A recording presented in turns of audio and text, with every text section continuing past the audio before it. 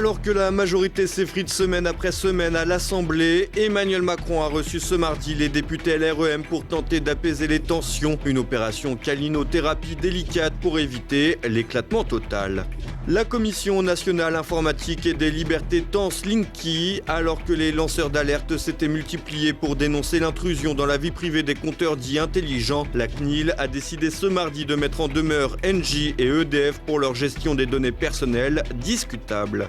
L'éphémère alliance entre nationalistes et chrétiens démocrates a ébranlé le paysage politique outre-Rhin. Empêtrés dans une culture du compromis, nos voisins germains connaissent une crise qui pourrait déboucher sur une véritable recomposition politique. Madame, Monsieur, bonsoir. Emmanuel Macron lance une opération apaisement. Après plusieurs couacs à l'Assemblée nationale et des départs qui s'enchaînent, le président a reçu l'ensemble de ses députés ce mardi. Une réception pour relancer une majorité pour le moins divisée. Le point avec Thibaut Bastide. Une réception collective pour apaiser les tensions ce mardi soir à l'initiative d'Emmanuel Macron. L'ensemble des députés de la majorité a été reçu à l'Élysée. Les 301 députés LREM et MoDem étaient évidemment conviés, tout comme leurs alliés du groupe Agir les Constructifs, mais aussi les élus dissidents exclus ou partis de leur propre chef du mouvement présidentiel. Une grande réunion de famille pour redynamiser une majorité pour le moins éclatée. En effet, alors que le quinquennat Macron avait débuté de la meilleure des façons pour le chef de l'État, avec une confortable majorité à l'Assemblée nationale. Depuis plusieurs mois, le ciel se voile au-dessus du parti présidentiel. Les couacs s'enchaînent après de grosses périodes de turbulence lors des manifestations des Gilets jaunes et des mobilisations contre la réforme des retraites. Ainsi, l'un des objectifs de cette réunion était de recoller les morceaux d'une majorité fragilisée, divisée et dont le moral est en berne. En cette période de trouble, l'opération Reconquête paraît néanmoins délicate. Depuis le 30 janvier dernier et le refus des députés de la majorité de voter une proposition de loi allongeant de 5 à 12 jours le congé d'un parent venant de perdre un enfant mineur. Les relations entre le président et ses députés se sont considérablement tendues. Ce tollé a d'ailleurs provoqué une volte-face du gouvernement qui a admis une erreur. Une fracture donc entre le gouvernement et les députés, preuve également de l'instabilité du parti présidentiel. Mais si l'invitation d'Emmanuel Macron a tout d'un rendez-vous prônant l'apaisement, elle s'est aussi accompagnée d'un rappel à la discipline car le chef de l'État n'aime ni les dissensions, ni les reproches, ni les plaintes de ses nouveaux élus qui lui doivent tout. En effet, La République en marche est construite sur la seule image d'Emmanuel Macron et non sur des idées politiques communes. Cette fragilité a d'ailleurs été flagrante lors des élections législatives de 2017 avec des candidats pas très au point. Je veux que la porte que nous avons ouverte le 7 mai reste ouverte, mais les Français veulent aussi du changement et je veux participer à ce renouvellement. Il me semble... Comment vous faites pour diviser la classe en deux alors ? Vous mettez des paravents. Alors, moralisation de la vie politique, j'ai une question toute simple. Ouais. Est-ce que, par exemple, vous souhaitez la suppression de la réserve parlementaire ? C'est une question très technique, très précise, donc là, comme ça, je ne peux pas vous répondre. Alors, depuis que je suis députée et que je vais à l'Assemblée nationale, je suis allée à des cocktails et des cocktails et des cocktails. Chez des ministres, des secrétaires d'État, dans de beaux endroits.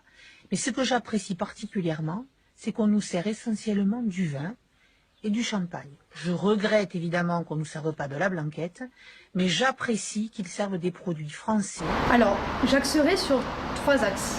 Les grandes lignes de mon programme, premièrement, concernent l'éducation, car c'est dans le système éducatif que se creusent les inégalités de départ.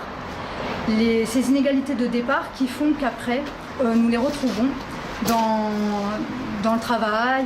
Avec un tel niveau, difficile pour Emmanuel Macron d'établir une véritable ligne de conduite et mener à bien une politique parfois compliquée à suivre. D'autant qu'une nouvelle campagne de terrain arrive à grands pas, celle des municipales. Une échéance qui s'annonce particulièrement difficile pour le parti présidentiel.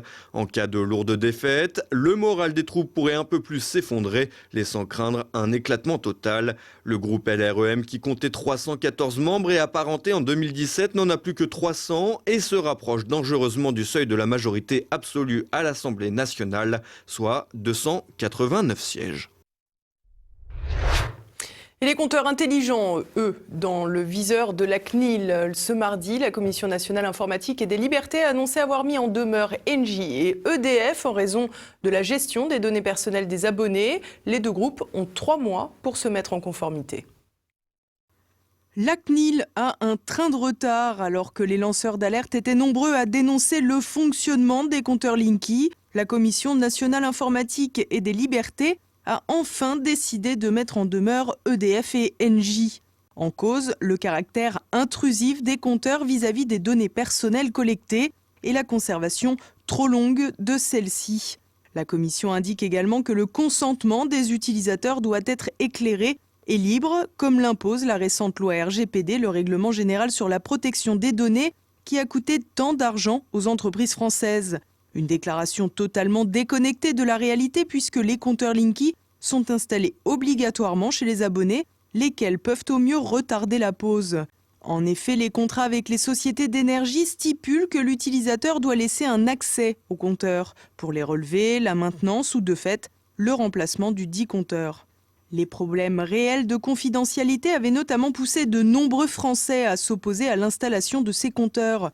En effet, la collecte des données relatives à la consommation d'énergie permettent de scanner non sans précision les habitudes de l'occupant du logement concerné. Heure de lever, heure du coucher, période d'absence, nombre d'occupants, autant d'éléments qui donnent des informations sur la vie quotidienne des Français. Des informations qui pourraient par ailleurs être utilisées contre lui. En effet, rien de plus simple que d'observer les périodes de présence pour indiquer par exemple à la police ou à un huissier le jour et l'heure où se rendre au domicile sans risquer de faire chou blanc. Par ailleurs, le caractère connecté de ces compteurs les rend également vulnérables face aux tentatives d'intrusion de hackers. Autrement dit, les informations sur les présences des abonnés pourraient tout à fait tomber dans les mains de personnes mal intentionnées, de cambrioleurs par exemple. La CNIL a également épinglé la durée de conservation des données jugée trop longue au regard de leur utilité. Engie et EDF ont désormais 3 mois pour se mettre en conformité avec les recommandations de la CNIL, qui a un pouvoir de sanction. Toutefois, rappelons que l'État est le principal actionnaire de ces deux entreprises. Et direction l'Allemagne à présent, où la chancelière Merkel doit faire face à une fin de règne délicate. Son successeur désigné au Parti chrétien-démocrate, la CDU, a jeté l'éponge dans un contexte de rapprochement d'une partie de sa formation politique avec les nationalistes. Angela Merkel dans la tourmente. La chancelière allemande voit son parti chrétien-démocrate, la CDU, lui échapper. Dernier épisode en date, son successeur désigné, Annegret Kramp-Karrenbauer, dite AKK, qui avait accédé à la présidence du parti en décembre 2018, a finalement annoncé lundi matin qu'elle abandonnait la course à la succession de sa protectrice Angela Merkel. Un abandon qui s'explique par la confusion qui règne actuellement dans le parti de droite modérée. En effet, l'éphémère prise de pouvoir d'un candidat libéral en Thuringe avec les votes communs des députés CDU et des députés nationalistes de l'AfD a été perçue comme un tremblement de terre en Allemagne. Dans ce contexte, AKK, qui défendait une ligne selon laquelle aucune alliance n'est possible avec l'AfD ni avec la gauche radicale Die Linke, ne semble pas à la hauteur du débat qui va agiter le parti. Adepte des alliances avec la gauche modérée, celle des sociodémocrates du SPD, la CDU est confrontée à la montée de formations qui ne font pas partie de la traditionnelle coalition. Les écologistes allemands, mais surtout la gauche radicale de Die Linke et les nationalistes de l'AfD qui poussent tout particulièrement dans les territoires de l'ex-RDA. Le nouveau paysage politique allemand pourrait ainsi mettre à mal la culture du compromis qui voyait gouverner centre-droit et centre-gauche. Une évolution du paysage politique qui a notamment été provoquée par la crise migratoire, une crise qui a poussé une partie des chrétiens-démocrates à admettre le principe d'une alliance avec les nationalistes. D'autres, comme Friedrich Merz, qui briguera la succession d'AKK, entendent clairement reprendre le thème migratoire aux nationalistes, quand enfin, certains, comme le possible candidat Markus Söder, tiennent une ligne plus gauchère et sans compromission avec leur droite. Jörg Meuthen, vice-président de l'AfD, s'est de son côté félicité, déclarant « AKK la première, ensuite Merkel ». La défection de la candidate de la chancelière est d'ailleurs un véritable désaveu pour celle qui fait la pluie et le beau temps en Allemagne depuis 2005. Angela Merkel, qui aura connu 4 présidents français en exercice, est un étonnant spécimen de longévité politique, mais semble arriver péniblement au bout du chemin. Le titre allemand Der Spiegel estime même qu'elle n'a aujourd'hui pas d'autre choix que celui de démissionner et de déclencher des élections législatives. Dans 6 mois, la présidence tournante de l'Union européenne pourrait donc revenir à une chancelière considérablement affaiblie. Les ondes de choc se multiplient dans la vie politique allemande et un véritable coup de tonnerre pourrait même retentir en septembre 2021 pour les élections fédérales. Il paraît cependant très peu probable que les nationalistes ou qu'une alliance les incluant l'emporte. Les scores des chrétiens démocrates et des sociodémocrates pourraient, eux, continuer de chuter. En 2017, déjà la CDU avait perdu 65 sièges et le SPD 40. Derrière, le parti libéral centriste, le FDP, pourrait constituer une force d'appoint. Problème, certains membres de ce parti, comme en Thuringe, préconisent une alliance avec les nationalistes. À un peu plus d'1 an et demi des élections législatives, l'avenir du paysage politique allemand paraît donc plus que jamais incertain. Et on passe à présent à l'actualité en bref avec Thibaut Bastide. La tempête Chiara continue son processus de destruction. Au Cap Corse, des vents allant jusqu'à 130 km/h balayent le territoire, tandis qu'un vent de 219 km/h a été enregistré au sémaphore du département. Le précédent record était de 225 km/h enregistré il y a 2 ans. 2 incendies ont été attisés par les rafales, détruisant 320 hectares de terrain. Le recours à un appui aérien n'étant pas envisageable, les soldats du feu se démènent sans relâche pour étouffer les flammes. La tempête a causé la mort de 3 personnes en Europe et de nombreuses perturbations dans les transports. BlackRock dans le viseur des écologistes. Lundi, des militants d'Extinction Rebellion ont envahi les locaux du gestionnaire d'actifs BlackRock, dénonçant son implication dans le domaine des énergies fossiles. À l'intérieur, les activistes ont tagué plusieurs inscriptions, dont BlackRock assassin ou encore écologie libérale, mensonge du capital. Le 7 janvier dernier déjà, l'édifice situé dans le centre de Paris, tout près du Palais Brognard, avait reçu la visite de grévistes de la SNCF et de la RATP. BlackRock étant considéré comme un des grands bénéficiaires de la réforme des retraites. Des drapeaux de pays maghrébins hissés sur une église en France. C'est à Albi, dans le Tarn, que l'église Saint-Jean-Baptiste s'est vue coiffée dimanche après-midi de 3 étendards de l'Algérie, de la Tunisie et du Maroc. Le temps que la police intervienne, les drapeaux et les individus qui les avaient déployés avaient disparu. Le curé de la paroisse a porté plainte. Cet événement en forme de provocation laisse craindre une volonté symbolique autrement plus grave qu'un simple défi. Le climat antichrétien en France est de plus en plus palpable alors que les actes de profanation à l'encontre d'édifices religieux catholiques se multiplient dans le silence assourdissant des médias du système. Les socialistes prennent la tangente. En 5 ans, 30% des troupes du parti à la Rose ont quitté le navire. En 2015, ils étaient 156 membres de la direction du PS. Ils ne sont plus que 99, dont une bonne partie a pris du recul. Dans le détail, 21 membres ont tout simplement quitté la vie politique, 14 se sont rapprochés de La République En Marche et 15 ont rejoint un autre parti de gauche. Une fuite en avant qui s'explique par la débâcle de la présidentielle de 2017, mais également par des scores historiquement bas aux législatives puis aux européennes de 2019. Si certains barons comme Martine Aubry, Julien Drey ou encore François Rebsamen tentent de redresser la barre, les pétales de la rose semblent bel et bien fanés. L'extrême gauche toujours plus présente dans les cortèges de gilets jaunes. Samedi, 3 militants Black Bloc ont été interpellés à Bordeaux par les gendarmes alors qu'ils s'apprêtaient à participer l'après-midi à une action violente lors de la manifestation des gilets jaunes. Au moment de l'interpellation, les enquêteurs ont saisi plusieurs engins explosifs dont des cocktails Molotov. C'est la seconde fois que des membres présumés de l'ultra-gauche sont neutralisés avant une manifestation de gilets jaunes à Bordeaux. Le 7 décembre dernier, 16 avaient été mis en examen, dont 4 ont été écroués pour association de malfaiteurs en vue de commettre des dégradations et des violences sur personnes dépositaires de l'autorité publique. L'opération séduction de Benjamin Griveaux tourne au fiasco. À la peine dans les sondages, le candidat officiel de La République En Marche a décidé de s'offrir une séance photo pour faire grimper son capital sympathie.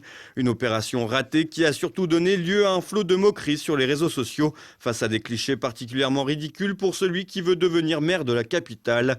La publication des photos du candidat a ouvert les vannes pour la créativité des internautes qui ont multiplié les montages.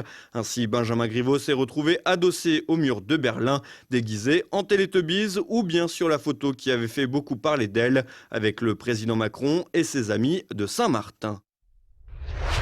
Le coronavirus dépasse le millier de morts. Avec près de 45 000 cas confirmés, le nouveau virus chinois inquiète de plus en plus les autorités mondiales. À plus forte raison que les chiffres communiqués par le gouvernement chinois paraissent sous-estimés. En France, le nombre de malades est toujours à 11 personnes. De nombreuses questions demeurent sur le pic de contamination et sur la saisonnalité du virus. En effet, certains scientifiques considèrent que le radoucissement des températures pourrait aider à enrayer l'épidémie. Une hypothèse pas encore confirmée. Quoi qu'il en soit, la mise à l'arrêt forcée de plusieurs provinces industrielles de la Chine a d'ores et déjà des répercussions sur l'économie mondiale. Airbus entame sa transition écologique. À Singapour, le géant de l'aviation a présenté mardi son avion du futur au salon aéronautique de la Cité-État. Le projet nommé Maverick, lancé secrètement en 2017, vise à réduire jusqu'à 20% de la consommation de carburant par rapport aux avions monocouloirs actuels. Un modèle a effectué un vol en juin 2019. L'avion d'une longueur de 2 mètres sur 3,2 de large est en forme de V. Ce démonstrateur technologique devrait contribuer à faire évoluer les architectures des avions commerciaux dans un objectif économique et écologique. Le tout alors que son concurrent Boeing traverse de grosses difficultés. Alexandre Benalla va-t-il faire son retour à l'Assemblée nationale ? Ce mardi, le député des Français de l'étranger, Joachim Son-Forget, a annoncé avoir demandé un badge d'accès au Palais Bourbon pour Alexandre Benalla, l'ancien responsable de la sécurité du président de la République visé par une enquête pour violation du secret judiciaire, blanchiment d'argent, corruption et violence en réunion. Joachim Son-Forget a expliqué qu'il voulait le nommer collaborateur bénévole au vu de son implication dans son parti, valeur absolue. La Chambre basse devrait refuser cette demande dans la mesure où Alexandre Benalla a fondé une entreprise œuvrant dans le lobbying et l'influence, ce qui est incompatible avec la fonction de collaborateur parlementaire. À croire que l'intéressé va devoir s'inscrire à une salle de sport moins prestigieuse. Et nous approchons déjà de la fin de cette édition. Dans un instant, on découvre un nouvel épisode de La Petite Histoire. Cette semaine, Christopher Land nous parle de Louis VI, le roi qui a soumis les seigneurs brigands. On le connaît le plus souvent sous son surnom de Le Gros, voire sous les traits de l'acteur Didier Pin dans le célèbre film de Jean-Marie Poiret, Les Visiteurs. Ce qu'on sait moins, car c'est bien un roi méconnu, c'est que Louis VI, avant de devenir impotent et de se faire appeler Le Gros, était surnommé le Batailleur. Et il y a bien une raison à cela, c'est qu'en plus d'avoir été un fervent défenseur de l'Église et du pape, c'est lui qui, l'arme à la main et n'hésitant pas à donner de sa personne, a soumis tous les seigneurs brigands d'Île-de-France. Il a ainsi largement étendu le domaine royal, il a également été un pionnier dans le fait d'accorder des chartes aux communes, mais surtout il incarne les prémices de cette autorité royale qui s'affirme et commence tout doucement à unir les terres de France sous une même bannière. Ce soir, retrouvez également Passé-Présent. Philippe Conrad évoque la naissance de la Constitution états-unienne en 1787, puis reçoit Arnaud de Lagrange, co-auteur avec Bernard Lugan d'un roman sur l'époque révolutionnaire, Les Volontaires du Roi. Tout de suite, retrouvez Mes Libertés Politiques avec François Billot-Leclerc. Et à présent, c'est la fin de cette édition. Merci pour votre fidélité. À demain. Bonsoir.